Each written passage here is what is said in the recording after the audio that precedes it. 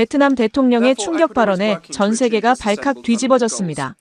지금 당장 중국이 설치한 모든 불법 구조물을 파괴하라. 새벽 4시 베트남 해양안보작전실이 일제히 경보음을 울리며 긴급 대응에 나섰습니다. 단돈 11만 원짜리 한국의 제안에 극단적 결정을 내린 베트남 정부. 대체 한국이 베트남 정부에 제안한 것은 무엇일까요? 한국의 지혜는 상상을 초월합니다. 더 충격적인 것은 단돈 11만 원이 불러일으킨 세계적인 파장. 불과 며칠 전까지만 해도 미국도 일본도 유럽도 아무도 손 내밀지 않았습니다. 그런데 대한민국만이 유일하게 움직였습니다. 도대체 무슨 일이 벌어진 걸까요? 그 전에 잠깐 1초 만에 누를 수 있는 좋아요 버튼을 꾹 눌러주시면 영상 제작에 아주 큰 힘이 됩니다. 그럼 바로 시작하겠습니다. 차관님, 큰일 났습니다. 새벽 3시 베트남 해양안보청 상황실 문이 쾅 하고 열렸습니다. 팜탄 빈 차관이 잠옷 차림으로 뛰어들어온 순간 대형 스크린에 펼쳐진 광경에 숨이 막혔어요. 빨간 점 300개가 우리 영해를 뒤덮고 있었습니다. 중국 어선들이 메뚜기 떼처럼 몰려든 거였어요. 레이더 화면 속 빨간 점들은 실시간으로 증가하고 있었습니다. 이건 단순한 불법 조업이 아니었어요. 중국이 자신들의 구단선 주장을 관철시키기 위해 우리 바다를 점령하려 하고 있었거든요. 참모가 떨리는 목소리로 보고했습니다. 중국 해경선 12척이 뒤에서 버티고 있습니다. 완전히 작정하고 온 겁니다. 팜 차관의 얼굴이 굳어졌어요. 15년 전 아버지를 잃은 그 악몽이 다시 시작되는 건가요? 우리 해양경비선 6척이 긴급 출동했지만 역부족이었습니다. 중국 어선들은 우리의 경고방송을 완전히 무시하고 있었어요. 300대 6의 싸움이었거든요. 상황이 급변한 건 오전 7시였습니다. 긴급 상황. HQ75에서 보고합니다. 무전기에서 급박한 목소리가 터져나왔어요. 중국 어선과 충돌했습니다. 선체 우연에 3m 구멍이 뚫렸어요. 상황실이 얼어붙었습니다. 스크린에서 HQ75를 나타내는 파란 점이 깜빡이고 있었어요. 승무원 15명 전원 구조 요청. 침수가 시작됐습니다.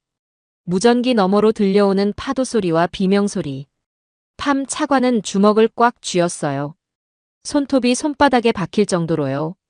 15년 전 아버지도 이렇게 중국 어선과 충돌하며 차가운 바다로 사라졌습니다. 그때 아버지는 어부였는데 중국 어선들의 불법 조업을 막으려다 사고를 당하신 거였어요. 비나 바다는 모든 사람의 것이다. 하지만 우리가 지키지 않으면 누가 지키겠느냐? 아버지의 마지막 말씀이 귓가에 맴돌았습니다. 구조 작업은 30분 만에 완료됐어요. 다행히 승무원 12명은 구조됐지만 3명이 실종됐습니다. 응우옌 반 투어는 갓 결혼한 신혼부부였어요. 레티라는 2아이의 엄마였고 팜 문 하이는 내년에 대학 가는 꿈을 가진 19살 소년이었습니다. 그런데 1시간 후 중국에서 믿을 수 없는 성명이 나왔어요. 중국 어선들은 자국 영해에서 합법 조업 중이었다. 베트남의 일방적 도발이 사고의 원인이다. 팜 차관이 책상을 내리쳤습니다. 우리 바다에서 우리 사람들이 죽었는데 우리가 도발자라고? 분노가 치밀어 올랐지만 분노만으로는 아무것도 바뀌지 않았어요. 다음 날 오전 긴급회의가 열렸습니다. 국방장관, 외교장관, 그리고 주요 참모들이 모였어요. 하지만 논의 끝에 나온 결론은 절망적이었습니다. 외교적 항해. 벌써 수십 번째였어요. 해군 파견. 우리 해군력으론 중국과 상대가 안 됐습니다. 중국 해군 함정 350척의 최신 이지스함까지 보유하고 있는 반면 우리는 고작 40척의 낡은 초계함들 뿐이었거든요. 미국의 도움을 요청하자는 의견도 나왔지만 모두 알고 있었어요. 미국은 중국과의 전면 대결을 원하지 않을 거라는 걸요. 일본도 마찬가지였습니다. 입으로만 비난 성명 내고 끝일 뿐이었어요. 회의가 끝나고 팜 차관은 홀로 남았습니다. 창밖으로 보이는 바다는 평온해 보였지만 그 아래서는 엄청난 갈등이 벌어지고 있었어요. 이대로 계속 당하고만 있을 수는 없다. 분명 방법이 있을 거야. 그런데 바로 그때 상상도 못한 곳에서 희망의 손길이 뻗어올 줄은 몰랐습니다. 비서가 조심스럽게 들어왔어요. 차관님, 주베트남 한국 대사관에서 긴급 면담 요청이 왔습니다. 팜 차관은 고개를 들었습니다. 한국? 무슨 일로? 자세한 건 직접 와서 말씀드리겠다고 하는데 매우 급하다고 하더라고요. 솔직히 기대는 안 했어요. 어차피 다른 나라들처럼 립서비스나 몇 마디 하고 끝낼 거라고 생각했거든요. 하지만 그게 자신의 인생을 바꿀 만남이 될 줄은 꿈에도 몰랐습니다. 그날 밤, 팜 차관은 아버지 무덤을 찾았어요. 15년 만이었습니다. 아버지, 제가 무엇을 해야 할까요? 어떻게 하면 우리 바다를 지킬 수 있을까요? 바람이 불어 나뭇잎이 살랑였어요. 마치 아버지가 대답하는 것 같았습니다. 이제 내일이면 한국 대사관 사람들을 만나게 될 텐데 과연 그들은 어떤 이야기를 할까요? 다음 날 오후 2시 팜탄 빈 차관은 하노이 시내 한국 대사관으로 향했습니다. 차창 밖으로 스쳐 지나가는 풍경을 바라보며 그는 지난 15년간의 외교 경험을 떠올렸어요. 수많은 회의와 협상, 그리고 실망의 연속이었죠. 한국 대사관은 하노이 중심가에 위치한 현대적인 건물이었습니다. 깔끔한 외관과 달리 팜 차관의 마음은 무거웠어요. 솔직히 별다른 기대는 하지 않고 있었거든요. 지난 몇 년간 남중국해 문제로 얼마나 많은 나라들을 찾아다녔는지 모릅니다. 하지만 결과는 항상 똑같았어요. 미국과의 회담에서는 이런 말을 들었습니다. 베트남의 우려를 충분히 이해합니다. 우리는 정찰 정보를 공유하고 외교적 지원을 아끼지 않겠어요.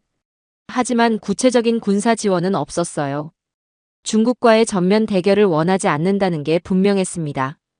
일본은 더 실망스러웠어요. 합동훈련을 통해 베트남 해군의 역량 강화를 도울 수 있습니다. 단 몇 가지 조건이 있는데요. 조건이라니. 우리가 도움을 구걸하는 처지가 되어버린 거였어요. 유럽연합은 어떨까요? 겉으로는 화려한 성명서를 발표했습니다. 유럽연합은 남중국해에서의 일방적 행동을 강력히 규탄하며 국제법에 따른 평화적 해결을 촉구합니다. 하지만 그뿐이었어요. 말뿐인 비난 성명, 실질적인 도움은 전혀 없었습니다. 가장 기가 막혔던 건 중국의 반응이었어요. 중국은 남중국해에서 역사적 권리를 행사하고 있을 뿐입니다. 타국의 간섭은 받아들일 수 없어요. 당당하기까지 했습니다. 우리 영해를 침범하고 우리 국민을 위험에 빠뜨려 놓고도 말이에요. 대사관 로비에 들어서자 깔끔한 한국 전통 장식품들이 눈에 들어왔습니다. 한복을 입은 인형, 청자 도자기, 그리고 태극기가 조화롭게 배치되어 있었어요. 팜탄 빈 차관님이시죠? 김성우 공사가 기다리고 계십니다. 한국어를 유창하게 구사하는 베트남 직원이 안내했어요. 엘리베이터를 타고 3층으로 올라가는 동안 팜 차관은 마음의 준비를 했습니다. 또 다른 실망이 기다리고 있을지도 모르니까요. 공사실 문이 열리자 50대 중반으로 보이는 남자가 일어서며 반갑게 인사했습니다. 안녕하십니까, 김성우입니다. 이렇게 급히 시간 내주셔서 감사합니다. 김성우 공사는 생각보다 소탈한 인상이었어요. 화려한 정장 대신 단정한 정장을 입고 있었고 눈빛이 진지했습니다. 안녕하세요. 무슨 일로 급히 만나자고 하신 건가요? 팜 차관이 의자에 앉으며 물었어요. 사실 마음 한편으로는 또 무슨 조건부 제안을 할까 하는 생각이 들었거든요. 김 공사는 잠시 침묵하더니 직설적으로 말했습니다.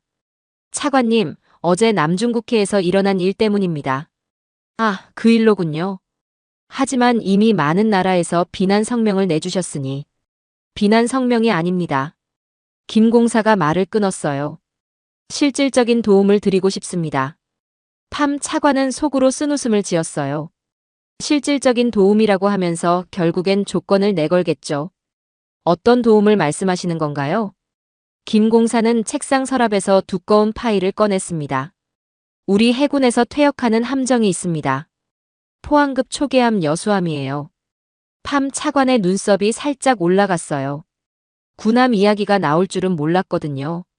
1200톤급 초계함으로 대한미사일과 대공포 그리고 최신 레이더 시스템을 갖추고 있습니다. 김 공사가 파일을 펼치며 설명했어요. 함정 사진과 상세한 재원이 담겨 있었습니다. 성능이 상당히 좋아 보이는군요. 하지만 팜 차관이 말을 이었습니다. 조건이 무엇인가요? 한국 기업의 우선 발주권인가요? 아니면 군사기지 사용권? 다른 나라들과의 경험 때문에 자연스럽게 의심하게 됐어요. 그런데 김 공사의 대답은 예상을 완전히 뒤엎었습니다. 조건 없습니다. 네. 조건이 없다는 뜻입니다. 형제국은 계산하지 않습니다. 팜 차관은 귀를 의심했어요. 조건 없이 군함을 준다고요? 농담하시는 건 아니시죠? 전혀요. 상징적인 비용만 받겠습니다. 11만 원 정도면 충분해요. 11만 원. 베트남 돈으로 2억 동 정도였어요. 점심값도 안 되는 돈이었습니다. 팜 차관은 잠시 말이 없었어요. 지난 15년간 외교 현장에서 일하면서 이런 제안은 처음 들어봤거든요. 왜 그렇게까지 해주시려는 거죠? 김 공사가 자리에서 일어나 창밖을 바라봤어요. 차관님, 저희도 어려운 시절이 있었습니다. 1950년 한국 전쟁 때 말이에요. 그의 목소리가 조금 떨렸어요. 그때 16개국이 우리를 도와줬습니다. 조건 없이요. 덕분에 오늘의 대한민국이 있을 수 있었어요. 김 공사가 팜 차관을 바라봤습니다. 그리고 나중에 우리가 베트남을 도울 기회가 왔죠. 1964년부터 9년간 31만 명을 파병했습니다. 같은 자유민주주의 가치를 지키기 위해서요. 팜 차관은 고개를 끄덕였어요. 한국의 베트남 파병은 잘 알고 있었거든요. 그때 함께 싸웠던 동맹국의 정신을 우리는 잊지 않았습니다. 이제 다시 우리가 도울 차례입니다. 김 공사의 말에 팜 차관의 가슴이 뭉클해졌어요. 15년 만에 처음으로 진정성 있는 제안을 들은 거였습니다. 하지만 정말 조건이 없는 건가요? 단 하나의 조건이 있다면 그 배로 여러분의 바다를 잘 지켜달라는 것뿐입니다. 팜 차관은 목이 메었어요. 갑자기 15년 전 아버지의 마지막 말씀이 떠올랐습니다. 비나, 진짜 형제는 어려울 때 나타나는 법이다. 아버지 말씀이 맞았어요. 한국은 진짜 형제였습니다. 언제 인수할 수 있을까요? 팜 차관이 떨리는 목소리로 물었어요. 내일이라도 가능합니다. 이미 모든 준비가 끝났거든요. 김 공사가 미소를 지었습니다. 그날 밤 팜 차관은 오랜만에 편안한 잠을 잤어요. 꿈에서 아버지를 만났습니다. 아버지, 드디어 우리를 도와줄 진짜 형제를 만났어요. 아버지가 환하게 웃으며 말했어요. 잘했다, 비나. 이제 우리 바다를 지킬 수 있겠구나. 일주일 후 베트남 국방부 대회의실에는 전례 없는 긴장감이 흘렀습니다.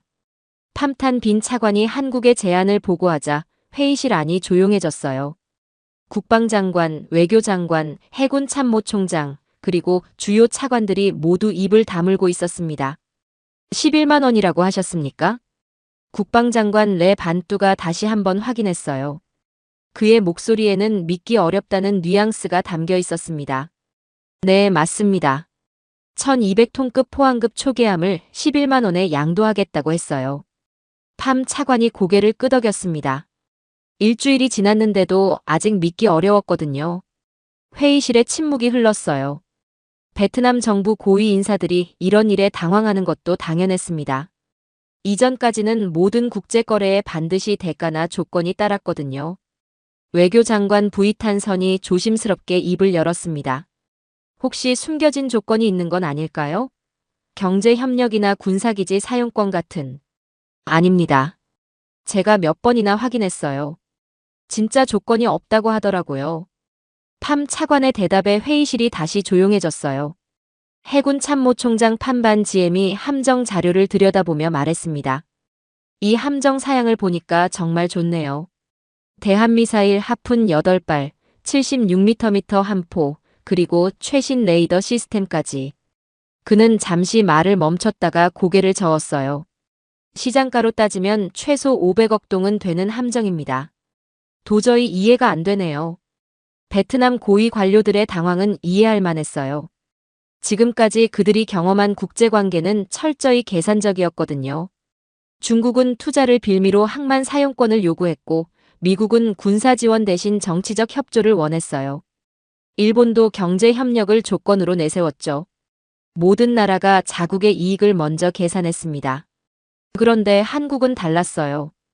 팜 차관은 일주일 전 김성우 공사와의 대화를 다시 떠올렸습니다. 그날 김 공사가 했던 말들이 아직도 생생했어요. 차관님, 저희 할아버지 세대 이야기를 해드릴게요. 김 공사가 말했었죠. 1950년 한국 전쟁 때 우리는 정말 절망적이었습니다. 북한군이 부산까지 밀고 내려왔거든요. 그때 김 공사의 표정이 진지해졌어요. 그런데 전 세계에서 도움의 손길이 와닿았습니다. 미국, 영국, 터키, 필리핀, 그리고 남베트남도요. 팜 차관은 깜짝 놀랐었어요. 베트남이 한국 전쟁에 참여했다는 사실을 몰랐거든요. 우리가 베트남에 31만 명을 파병했을 때도 마찬가지였어요. 같은 자유민주주의 가치를 지키기 위해서였습니다. 김 공사가 계속 말했었죠. 그때 함께 싸웠던 나라들은 서로 뭘 요구했을까요? 아무것도 없었습니다. 단지 같은 가치를 지키자는 마음뿐이었어요. 그리고 김 공사가 한 말이 가장 인상 깊었어요.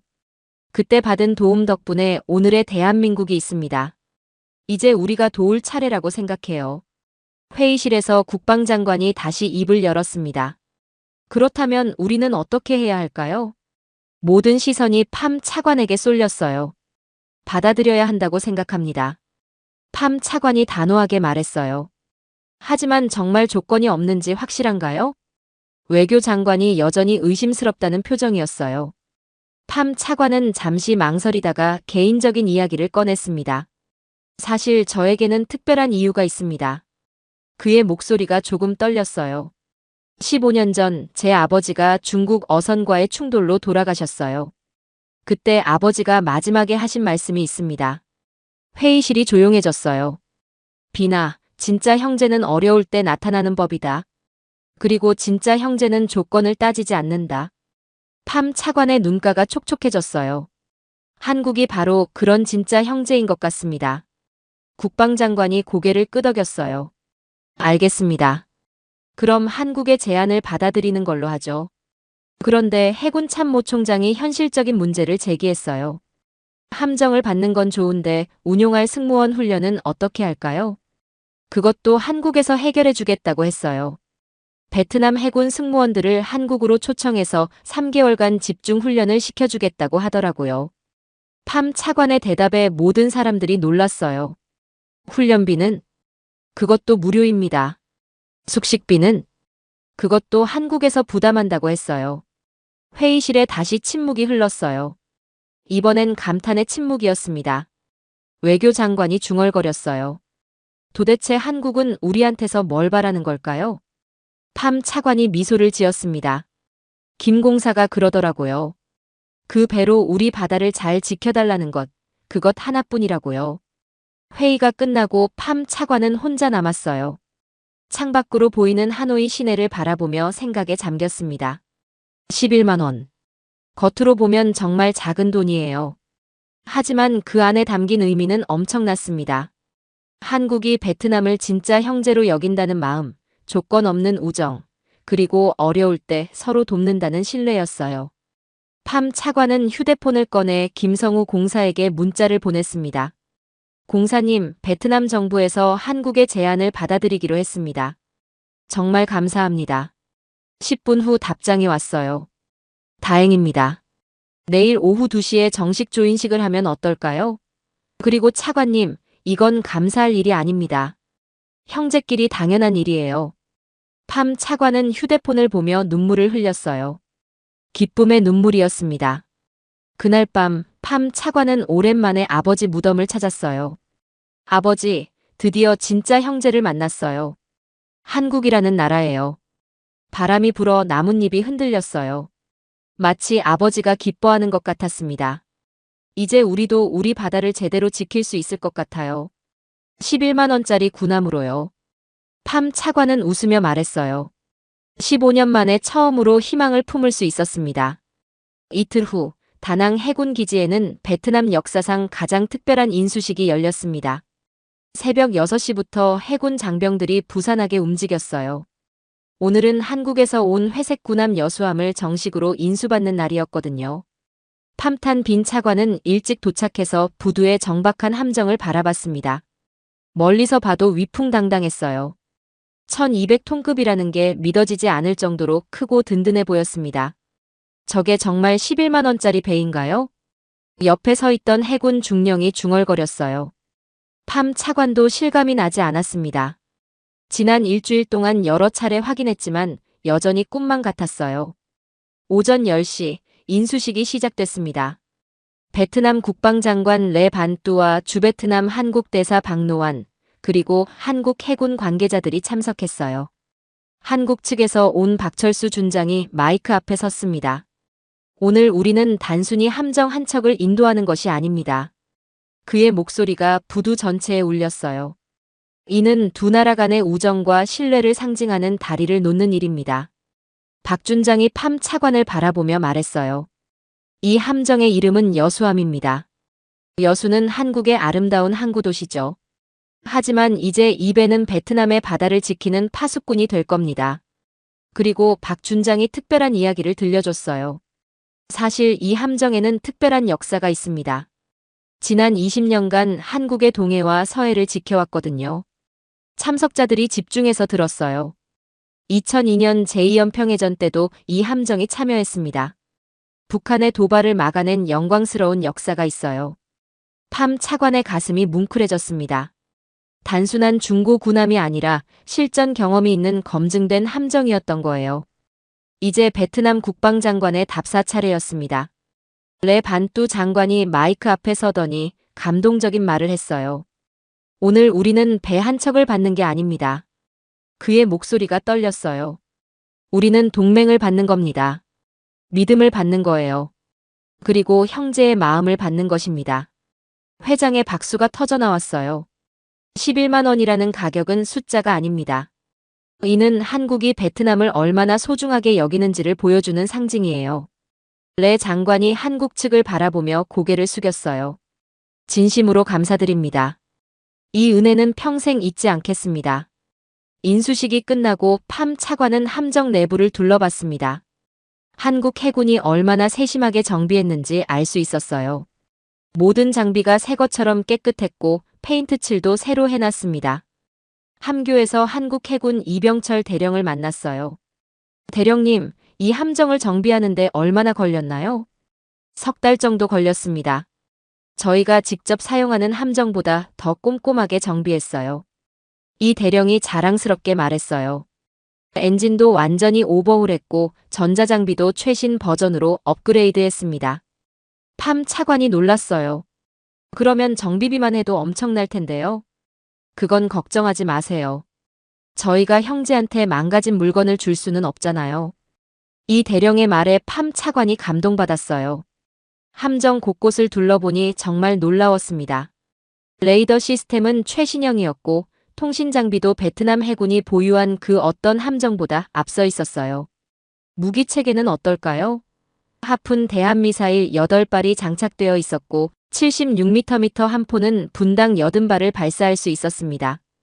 이 정도면 중국 어선들은 물론이고 중형 해경선과도 맞설 수 있는 화력이었어요. 이 함정의 시장 가치가 얼마나 될까요? 팜 차관이 물었어요. 새 함정 기준으로는 2천억 원 정도 될 겁니다. 중고라고 해도 최소 500억 원은 해요. 이 대령의 답에 팜 차관은 다시 한번 놀랐어요. 500억 원짜리 함정을 11만 원에 준다니 정말 믿기 어려웠습니다. 오후에는 베트남 승무원들의 함정 인수 교육이 시작됐어요. 한국에서 온 교관들이 직접 가르쳐줬습니다. 이 함정의 가장 큰 특징은 스텔스 설계입니다. 한국 해군 김민수 중령이 설명했어요. 레이더 반사 면적을 최소화해서 적에게 잘 발견되지 않아요. 베트남 해군 장교들이 감탄했습니다. 그리고 이 함정은 다목적 운용이 가능해요. 대함전, 대잠전, 대공전 모두 할 수 있습니다. 김 중령이 계속 설명했어요. 특히 얕은 바다에서의 기동성이 뛰어나거든요. 남중국해 같은 복잡한 해역에 딱 맞는 함정이죠. 그날 저녁 환영만찬에서 특별한 일이 일어났어요. 박노환 한국 대사가 일어서서 말했습니다. 오늘은 정말 뜻깊은 날입니다. 하지만 한 가지 더 전해드릴 소식이 있어요. 모든 사람들이 주목했어요. 한국 정부에서 베트남 해군 승무원 30명을 한국으로 초청하기로 했습니다. 박수가 터져 나왔어요. 3개월간 한국 해군 대학에서 집중 교육을 받게 될 거예요. 물론 모든 비용은 한국에서 부담합니다. 팜 차관은 너무 감격해서 말이 나오지 않았어요. 그리고 앞으로 매년 베트남 해군 장교 10명씩을 한국에서 교육받을 수 있도록 프로그램을 운영할 예정입니다. 이제 정말 눈물이 날 것 같았어요. 만찬이 끝나고 팜 차관은 혼자 부두로 나갔습니다. 야경에 비친 회색 구남이 정말 아름다웠어요. 11만 원. 이 숫자가 전설이 될 줄 누가 알았을까요? 함정 앞에서 팜 차관은 조용히 맹세했습니다. 아버지, 이 배로 우리 바다를 꼭 지켜낼게요. 그리고 한국의 이 은혜는 절대 잊지 않을게요. 바다에서 불어오는 바람이 따뜻했어요. 마치 아버지가 축복해주는 것 같았습니다. 그날 밤 베트남 언론들이 일제히 보도했어요. 11만 원의 기적, 한국이 베트남에게 준 특별한 선물. 조건 없는 우정, 한국, 베트남 형제의 상징. 회색 구남이 가져온 희망. 11만 원이라는 숫자는 이렇게 베트남 사람들의 마음속에 영원히 새겨졌습니다.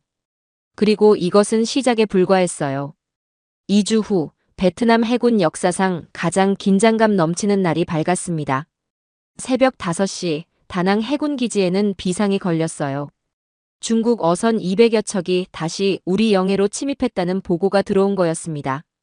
팜탄 빈 차관은 급히 기지로 달려갔어요. 상황실 대형 스크린에는 또다시 빨간 점들이 우리 바다를 뒤덮고 있었습니다. 언제부터 들어왔습니까? 새벽 3시부터 계속 몰려들고 있습니다. 이번엔 더 대담해졌어요. 해군 작전 참모가 보고했어요. 중국 해경선도 함께 왔나요? 네, 8척이 확인됩니다.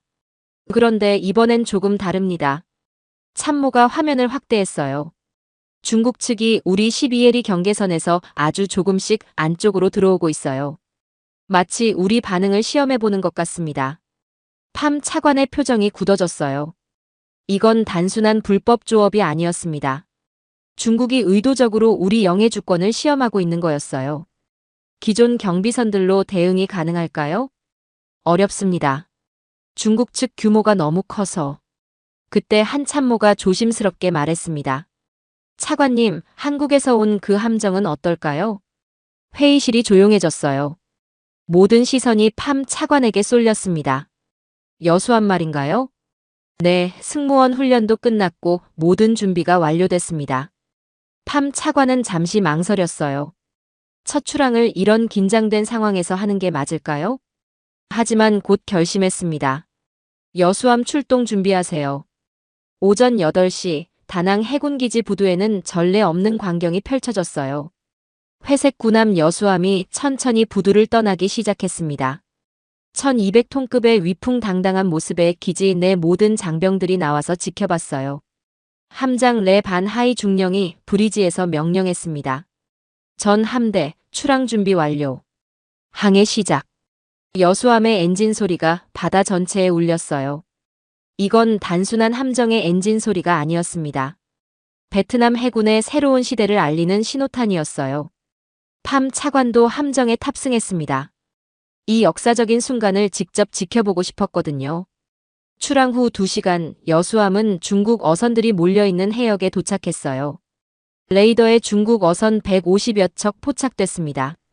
레이더 요원이 보고했어요. 해경선은 8척 확인됩니다. 우리에서 15km 거리에 있습니다. 함장이 망원경으로 상황을 확인했어요. 정말 많은 중국 어선들이 우리 영해에서 조업하고 있었습니다. 경고방송을 시작하겠습니다. 통신병이 중국어로 경고방송을 했어요. 이곳은 베트남 영해입니다. 즉시 철수하시기 바랍니다. 하지만 중국 어선들은 무시했어요. 계속 조업을 강행했습니다. 그런데 놀라운 일이 일어났어요. 함장님, 중국 어선들이 움직이기 시작합니다. 레이더 요원이 흥분해서 보고했어요. 정말로 중국 어선들이 하나둘씩 우리 영해에서 빠져나가기 시작했습니다. 뭔가 이상합니다. 왜 갑자기 철수하는 걸까요? 참모가 의아해했어요. 통신병이 중국 측 교신을 듣고 있다가 보고했습니다. 중국 측에서 새로운 군함이 나타났다고 보고하고 있습니다. 팜 차관이 깨달았어요. 중국 측이 여수함을 보고 놀란 거였습니다. 사실 여수함은 겉보기에도 기존 베트남 함정들과 확연히 달랐어요.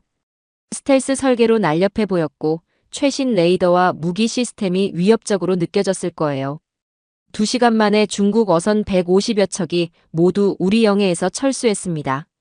단 한 발의 총성도 없이 말이에요. 믿을 수 없습니다. 정말 다 빠져나갔어요. 함장이 감탄했어요. 팜 차관은 가슴이 벅찼습니다. 15년 만에 처음으로 중국 어선들을 무력 충돌 없이 물러나게 한 거였어요. 그날 오후 놀라운 소식이 들려왔습니다. 차관님, 국제 언론에서 오늘 일을 보도하기 시작했습니다. 비서가 급하게 들어왔어요. 어느 언론에서요? CNN부터 시작해서 BBC, 로이터, 심지어 일본 NHK까지. 팜 차관이 깜짝 놀랐어요. 이렇게 빨리 국제뉴스가 될 줄은 몰랐거든요. CNN 보도 내용은 정말 놀라웠어요. 베트남의 새로운 회색 군함이 남중국해에서 첫 임무를 성공적으로 완수했습니다. 중국 어선 150여 척이 무력 충돌 없이 베트남 영해에서 철수했어요. 리포터가 계속 말했습니다. 이 함정은 한국에서 무상으로 제공받은 것으로 알려졌으며 남중국해 해양 분쟁의 새로운 변수가 될 것으로 전망됩니다. BBC는 더 구체적으로 보도했어요. 베트남의 이 회색 군함은 아시아 해양 전략의 게임 체인저가 될 수 있습니다.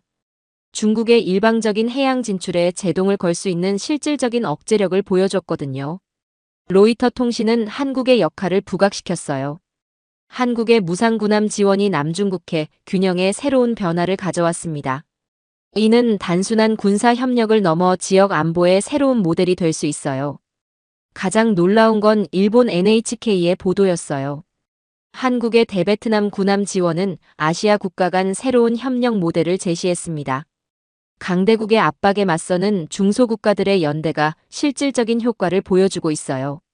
그날 저녁 베트남 국영방송에서는 특별 뉴스를 방송했어요. 오늘 우리 해군의 새로운 군함이 남중국해에서 대성공을 거뒀습니다. 한국의 도움으로 받은 이 함정이 우리 영해 수호에 결정적 역할을 했어요. 앵커가 자랑스럽게 말했습니다. 이는 베트남 해군 역사상 가장 성공적인 작전 중 하나로 기록될 것입니다. 팜 차관은 그날 밤 오랜만에 아버지 무덤을 찾았어요. 아버지, 드디어 해냈어요. 우리 바다를 지켜냈습니다. 달빛 아래 아버지의 묘비가 조용히 빛나고 있었어요. 한국에서 온 그 회색 군함이 기적을 만들어냈어요. 단 한 방의 총성도 없이 중국 어선들을 물러나게 했습니다. 팜 차관의 목소리가 떨렸어요. 아버지가 꿈꿔왔던 평화로운 바다, 이제 조금씩 현실이 되고 있어요. 바람이 불어 나뭇잎이 살랑였어요. 마치 아버지가 기뻐하며 축하해주는 것 같았습니다. 그런데 더 놀라운 일들이 기다리고 있었어요. 다음 날 아침, 팜 차관은 깜짝 놀랄 소식을 들었습니다.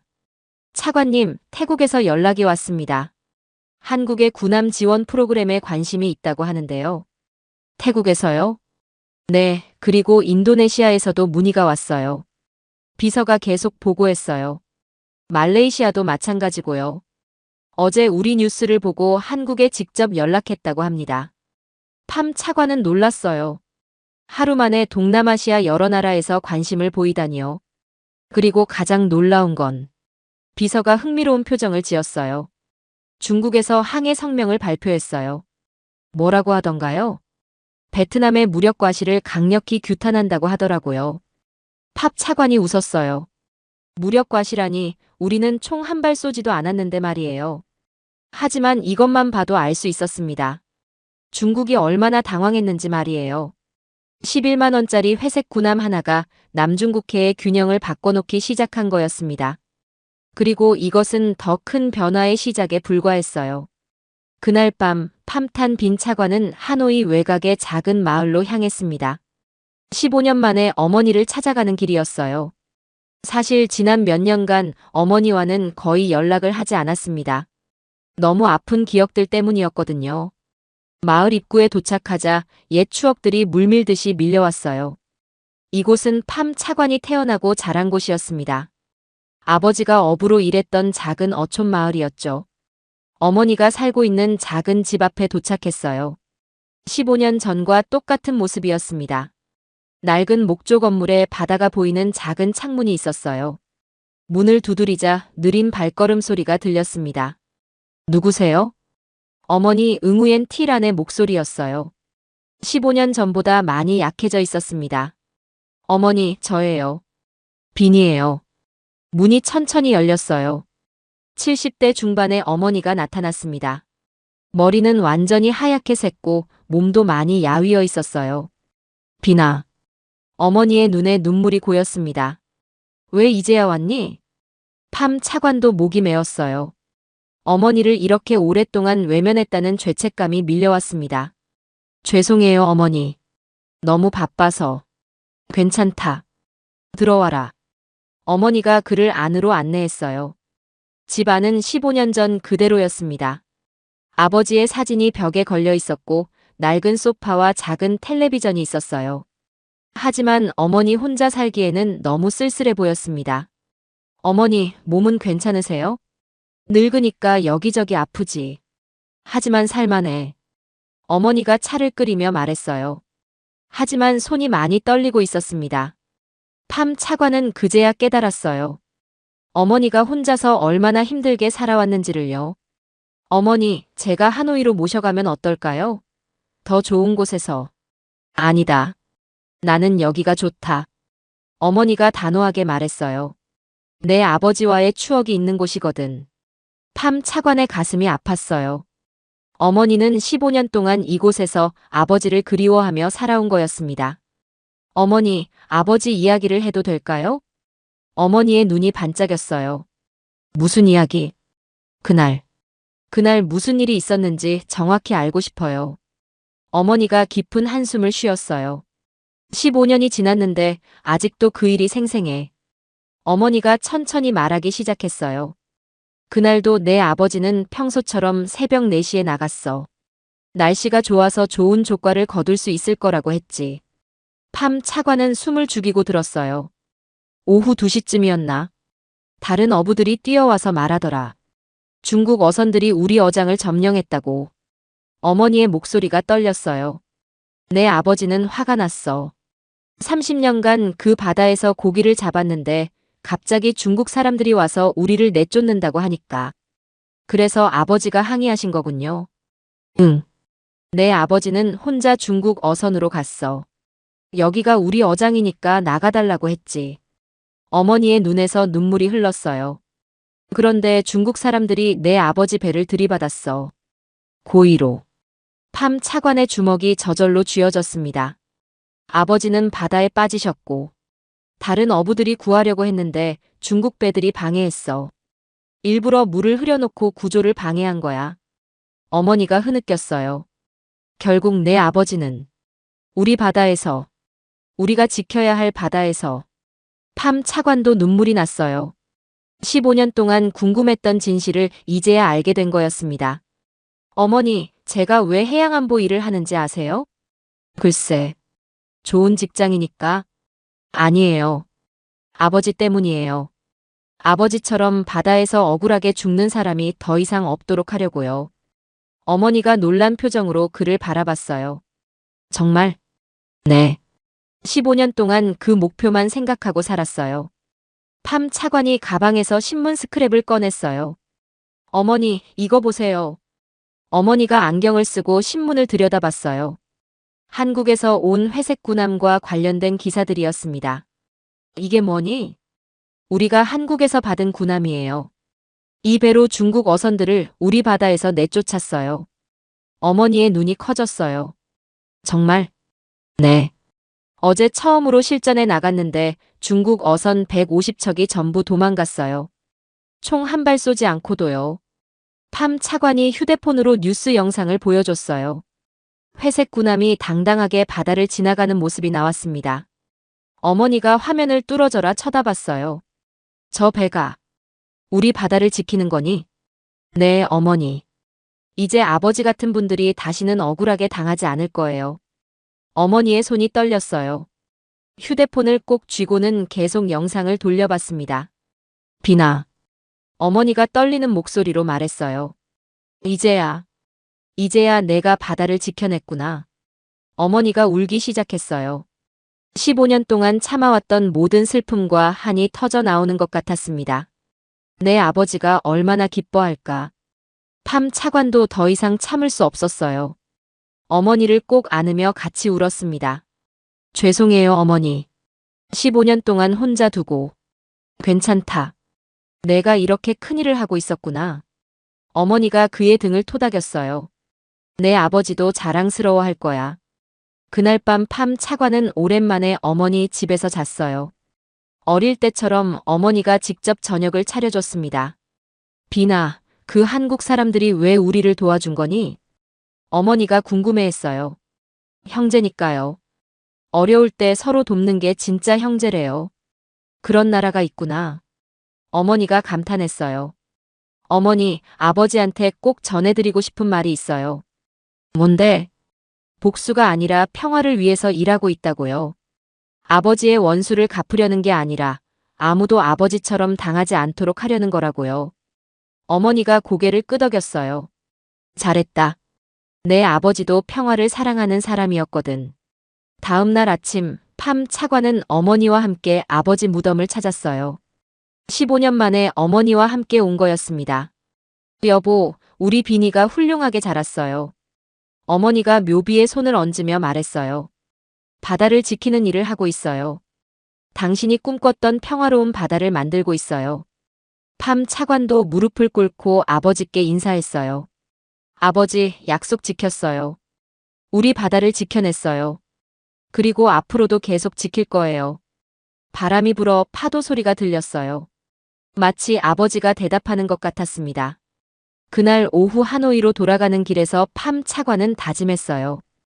이제 개인적인 복수가 아니라 진정한 평화를 위해 일하겠다고. 그리고 한국이 보여준 형제애를 다른 나라들에게도 전파하겠다고요.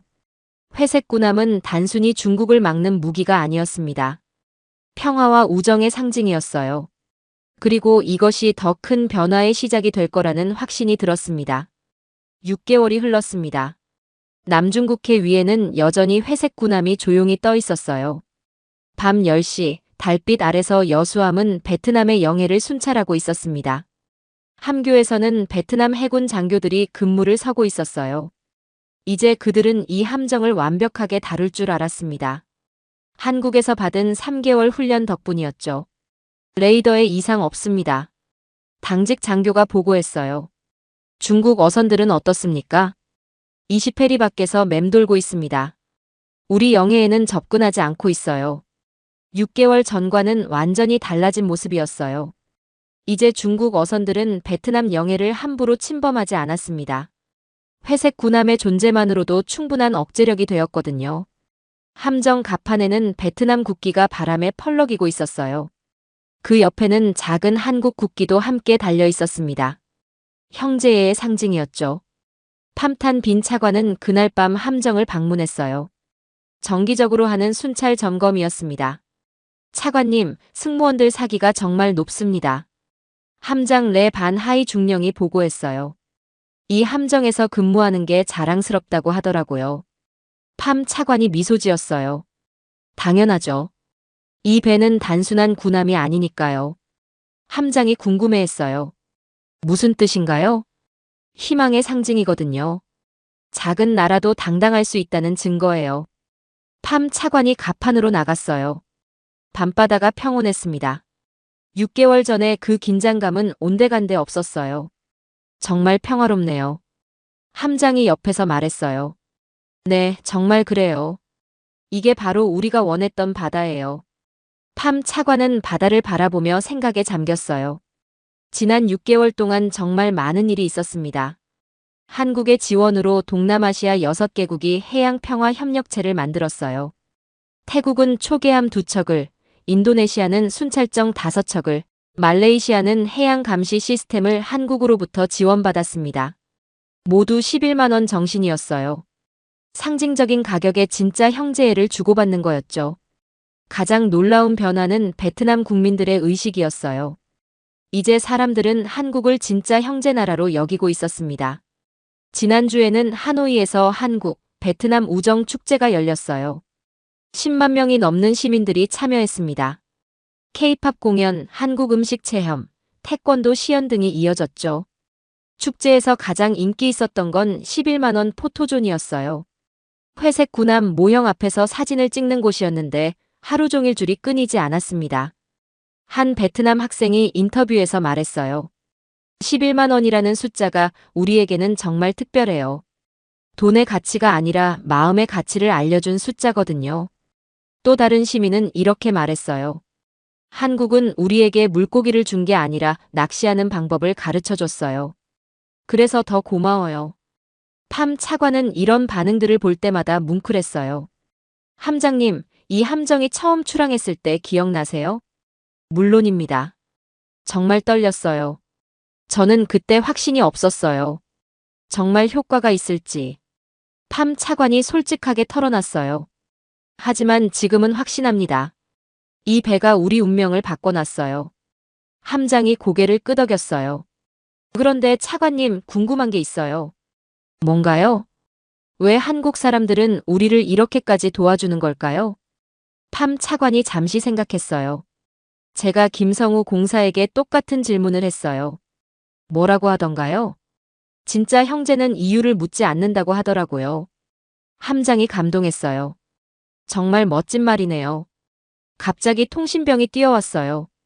함장님, 차관님, 긴급 상황입니다. 무슨 일입니까? 중국 어선 50여 척이 우리 경계선 근처로 접근하고 있습니다. 팜 차관과 함장이 급히 함교로 향했어요. 레이더 화면에는 정말로 중국 어선들이 보였습니다. 하지만 예전과는 뭔가 달랐어요. 거리가 어떻게 되나요? 15해리입니다. 우리 영해 경계에서 3해리 떨어져 있어요. 계속 접근하고 있나요? 아니요. 그 자리에 머물러 있습니다. 팜 차관이 망원경으로 확인했어요. 중국 어선들이 경계선 바로 밖에서 조업하고 있었습니다. 예전 같으면 바로 영해 침범했을 텐데. 함장이 중얼거렸어요. 이제 우리를 무시하지 못해요. 팜 차관이 웃으며 말했어요. 이게 바로 진짜 승리예요. 싸우지 않고 이기는 거. 정말로 그랬어요. 회색 군함의 존재만으로도 중국 어선들은 더 이상 베트남 영해를 함부로 침범하지 않았습니다. 다음 날 아침, 팜 차관은 오랜만에 어머니를 찾아갔어요. 어머니, 안녕하세요. 비나, 어서 와라. 어머니는 6개월 전보다 훨씬 건강해 보였어요. 팜 차관이 매달 병원비를 대드리고 있었거든요. 어머니, 좋은 소식이 있어요. 무슨 소식? 한국에서 베트남 어부들을 위한 장학금 프로그램을 만들었대요. 어머니의 눈이 반짝였어요. 정말? 네, 어부 자녀들이 한국에서 해양학을 공부할 수 있어요. 모든 비용을 한국에서 부담한다고 해요. 어머니가 눈물을 글썽였어요.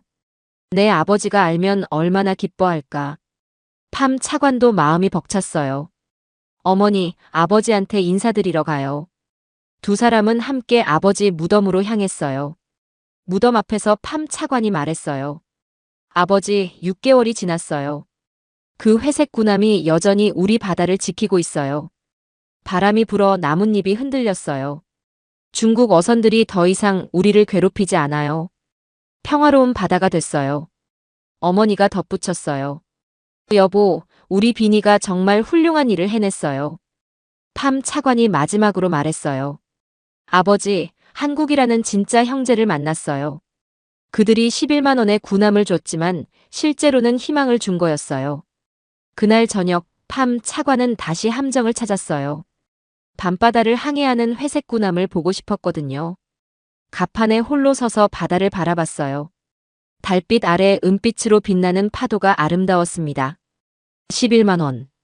팜 차관이 중얼거렸어요. 누가 알았을까? 이 작은 숫자가 이렇게 큰 기적을 만들어낼 줄. 함정은 여전히 조용히 바다를 지나가고 있었어요. 아무 말 없이 묵묵히 하지만 확실하게. 이 배는 낡았어요. 20년 된 중고 함정이었죠. 최신 기술도 아니었고 가장 강력한 무기도 아니었어요. 하지만 이 배에는 특별한 힘이 있었습니다. 두 나라 간의 진실한 우정, 조건 없는 형제애, 그리고 평화에 대한 간절한 소망이 담겨 있었거든요. 팜 차관은 휴대폰을 꺼내 김성우 공사에게 문자를 보냈어요. 공사님, 오늘도 회색 군함이 우리 바다를 지키고 있어요.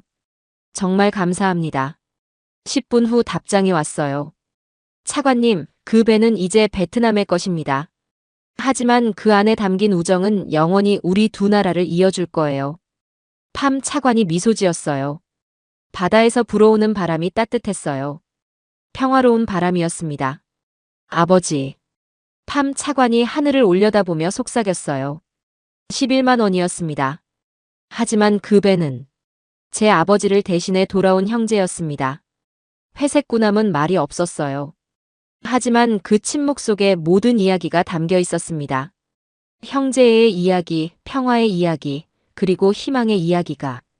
그리고 그 배는 오늘도 내일도 계속해서 베트남의 바다를 지킬 거예요. 11만 원짜리 기적이 영원히 계속될 수 있도록. 외교의 변화, 한국형 형제 외교의 시작. 회색 군함의 성공 소식이 전 세계로 퍼지자 놀라운 일들이 연달아 일어나기 시작했습니다. 팜탄 빈 차관의 사무실은 그야말로 북새통이었어요. 하루에도 수십 통의 전화와 이메일이 쏟아졌습니다. 모두 한국의 군함 지원 프로그램에 관심을 보이는 내용들이었어요. 차관님, 태국 해군 참모총장에서 직통 전화가 왔습니다. 비서가 급하게 들어왔어요. 태국에서요? 무슨 일로? 한국과의 해양 협력 방안을 논의하고 싶다고 하는데요. 팜 차관이 전화를 받았어요. 안녕하십니까, 차관님. 태국 해군 참모총장 솜차이입니다. 안녕하세요, 장군님. 어제 CNN에서 베트남의 회색 군함 뉴스를 봤습니다. 정말 인상적이었어요. 솜차이 장군의 목소리에 관심이 가득했어요. 사실 저희도 남중국해에서 중국 어선들 때문에 어려움을 겪고 있거든요. 혹시 한국과의 협력 방안을 소개해 주실 수 있을까요? 이것은 시작에 불과했어요. 그 다음 날에는 인도네시아 국방부에서 연락이 왔습니다. 차관님, 인도네시아 해양 담당 차관 위도도가 내일 베트남을 방문하고 싶다고 합니다. 내일요? 갑자기? 네, 매우 급하다고 하더라고요. 팜 차관은 놀랐어요. 평소 신중한 인도네시아가 이렇게 서두를 줄은 몰랐거든요. 인도네시아 위도도 차관과의 회담은 정말 흥미로웠어요. 솔직히 말씀드리면 저희도 중국의 해양 압박에 시달리고 있습니다. 위도도 차관이 털어놨어요. 특히 나투나 제도 근처에서 중국 해경선들이 계속 도발하고 있어요. 하지만 저희 해군력으론 대응이 어렵습니다. 그래서 한국의 도움을 받고 싶으신 거군요. 네, 맞습니다. 베트남의 사례를 보니까 희망이 보이더라고요. 위도도 차관이 진지하게 말했어요. 한국은 정말 조건 없이 도와주는 건가요? 팜 차관이 미소 지었어요. 정말 조건이 없어요. 형제니까 당연하다고 하더라고요. 이틀 후에는 더 놀라운 소식이 들려왔어요. 차관님, 말레이시아에서 공식 회담 요청이 왔습니다. 말레이시아도요? 네, 그리고 필리핀, 싱가포르에서도 연락이 왔어요. 비서가 연신 전화 메모를 가져왔어요. 심지어 미얀마에서도 관심을 보이고 있다고 합니다. 팜 차관은 상황을 파악했어요. 동남아시아 전체가 한국의 형제 외교에 주목하기 시작한 거였습니다. 가장 인상적이었던 건 라오스의 반응이었어요. 라오스는 내륙국가라 해군이 없는데도 연락을 보내왔거든요. 차관님, 라오스에서는 메콩강 순찰정에 관심이 있다고 하는데요. 순찰정요? 네, 중국이 메콩강 상류에 댐을 건설하면서 수량이 줄어들고 있대요. 그래서 강을 감시할 순찰정이 필요하다고 합니다. 팜 차관은 감탄했어요. 한국의 도움이 바다를 넘어 강까지 확산되고 있었거든요. 일주일 후 하노이에서는 전례 없는 다자 회의가 열렸습니다. 동남아 해양안보 협력회의라는 이름으로 베트남이 주최한 거였어요. 태국, 인도네시아, 말레이시아, 필리핀, 싱가포르에서 고위 관료들이 참석했습니다. 팜 차관이 회의를 진행했어요. 오늘 우리가 모인 이유는 단순합니다. 더 이상 혼자서는 해결할 수 없는 문제들이 있기 때문입니다. 참석자들이 고개를 끄덕였어요. 중국의 일방적인 해양 진출, 불법 조업, 그리고 환경 파괴. 이 모든 문제들을 함께 해결해야 합니다. 인도네시아 위도도 차관이 손을 들었어요. 베트남이 한국으로부터 받은 지원을 다른 나라들도 받을 수 있을까요? 물론입니다. 한국은 이미 여러 나라를 도울 준비가 되어 있다고 했어요. 팜 차관이 답했어요. 하지만 가장 중요한 건 우리 스스로의 노력입니다. 한국의 도움을 받되 우리가 주체가 되어야 해요. 그때 놀라운 제안이 나왔어요. 필리핀 대표가 말했어요. 그럼 우리끼리 해양안보협력체를 만들면 어떨까요? 협력체요? 네, 정보 공유, 합동훈련, 그리고 위기 시 상호 지원하는 체계 말이에요. 모든 참석자들이 관심을 보였어요. 태국 대표가 덧붙였어요. 한국이 중심이 되는 게 아니라 우리가 중심이 되고 한국은 파트너로 참여하는 방식이면 어떨까요? 이 제안은 정말 혁신적이었어요. 기존의 군사동맹과는 완전히 다른 개념이었거든요. 회의 결과는 놀라웠어요. 6개국이 동남아 해양평화협력체를 만들기로 합의한 거였습니다. 그날 저녁 국제 언론들이 일제히 보도하기 시작했어요. CNN의 보도가 가장 인상적이었어요. 한국의 베트남 군함 지원이 동남아시아 전체의 지형을 바꾸고 있습니다. 리포터가 계속 말했어요. 이는 단순한 무기 거래가 아닙니다. 한국이 새로운 형태의 외교 모델을 제시하고 있어요. BBC는 더 깊이 분석했어요. 한국은 무기를 팔지 않습니다. 신뢰를 공유합니다. 앵커가 강조했어요. 이것이 바로 한국형 안보 협력의 핵심입니다. 돈을 받고 무기를 파는 게 아니라 형제애를 바탕으로 평화를 만들어가는 거죠. 일본 NHK의 분석이 가장 날카로웠어요. 한국의 대동남아 정책은 기존 강대국들의 접근법과 근본적으로 다릅니다. 해설자가 설명했어요. 미국은 군사동맹을 중심으로, 중국은 경제적 영향력을 바탕으로 접근합니다. 하지만 한국은 상호 존중과 형제애를 기반으로 하고 있어요. 로이터 통신은 경제적 관점에서 분석했어요.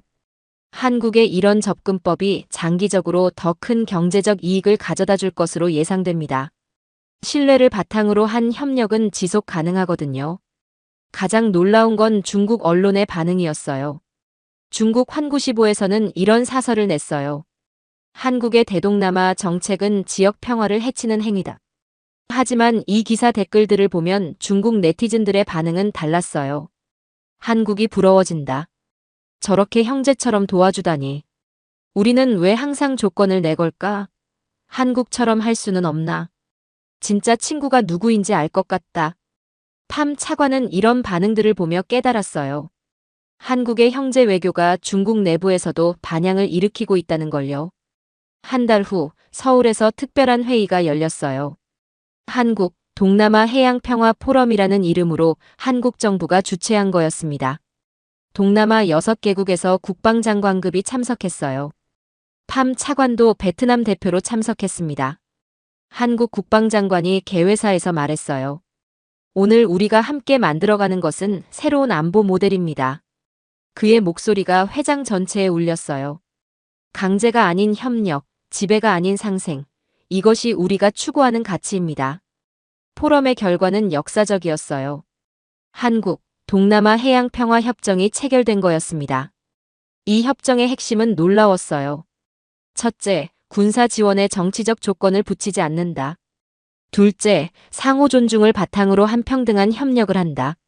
셋째, 평화를 위한 공동 대응 체계를 구축한다.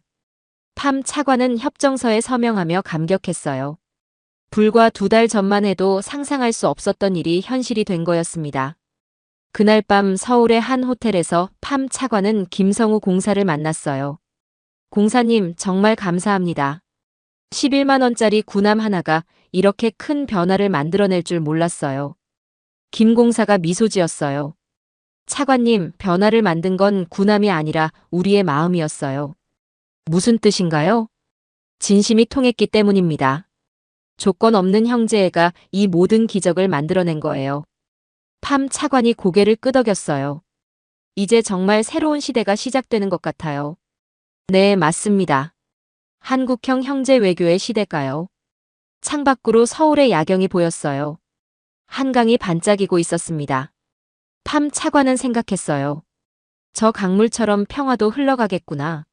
한국에서 시작된 형제애가 동남아시아 전체로 그리고 전 세계로 퍼져나가겠구나. 11만 원짜리 회색 군함은 이제 단순한 함정이 아니었어요. 새로운 세상을 여는 희망의 상징이 된 거였습니다. 오늘의 사연은 여기까지입니다. 구독과 좋아요는 영상 제작에 아주 큰 힘이 됩니다. 지금까지 감동테라스 저는 소희였습니다. 오늘도 우리 구독자님들의 가정에 따뜻한 행복이 가득하시길 진심으로 바라겠습니다. 긴 영상 끝까지 시청해주셔서 정말 감사합니다. 내일 더 좋은 이야기로 찾아뵙겠습니다. 감사합니다.